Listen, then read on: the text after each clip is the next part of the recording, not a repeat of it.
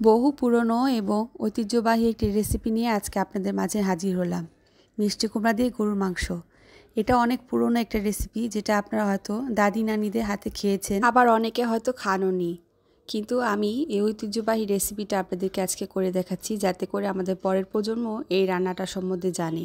আমরা যদি এই রেসিপিটা না ধরে রাখি তাহলে কিন্তু এটা একসময় বিলুপ্ত হয়ে যাবে। আমাদের ঢাকাইয়াদের মধ্যে এটা খুবই ফেমাস একটা রেসিপি।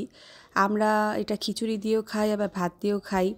আমার ঢাকাইয়ার ভিউয়ার্সরা অবশ্যই বলতে পারবে এটা কতটা পছন্দের একটি খাবার আমাদের ঢাকাইয়াদের জন্য।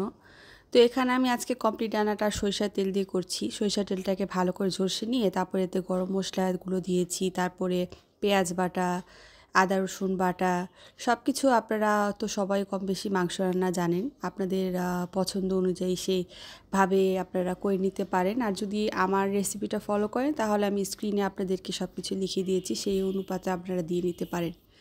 তো মশলার একটা র ফ্লেভার থাকে, আমরা সবাই জানি, সেটা কিন্তু ওই স্মেলটা কিন্তু অনেক বাজে লাগে। তো ভালো করে কষাতে হবে যাতে করে ওই স্মেলটা দূর হয়ে যায়। মশলাটা ভালো করে কষানো হয়ে গেলে এতে আমি দিয়ে দিব হচ্ছে গিয়ে লাল মরিচ গুঁড়া, হলুদ গুঁড়া আর জিরা গুঁড়া।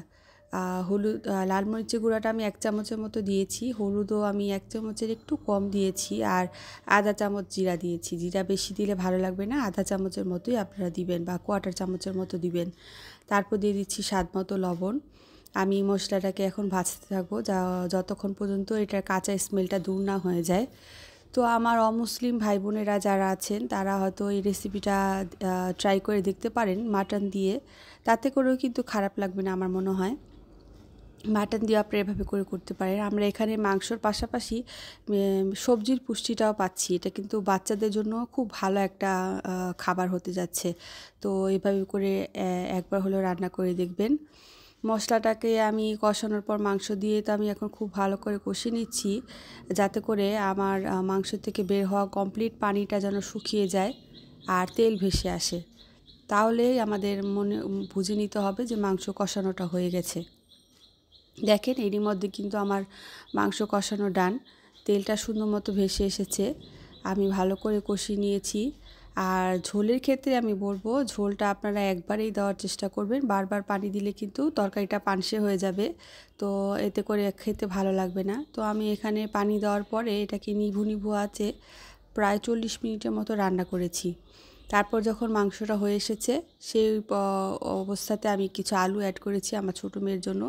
ও আলুও খায়, মিষ্টি কুমড়াও খায়, তো আমি এখানে মিষ্টি কুমড়াটাও দিয়েছি। মিষ্টি কুমড়াটা যখন একবার কমপ্লিটলি সফট হয়ে গেছে তখন নামানোর আগে কিছু কাঁচামরিচ দিয়েছি ঘ্রাণের জন্য। তো আপনারা একবার হলো এই রেসিপিটা ট্রাই করে আমাকে জানাবেন কেমন লাগে, এবং অবশ্যই আমার পাশে থাকবেন, আমাকে সাপোর্ট করবেন। আল্লাহ হাফেজ।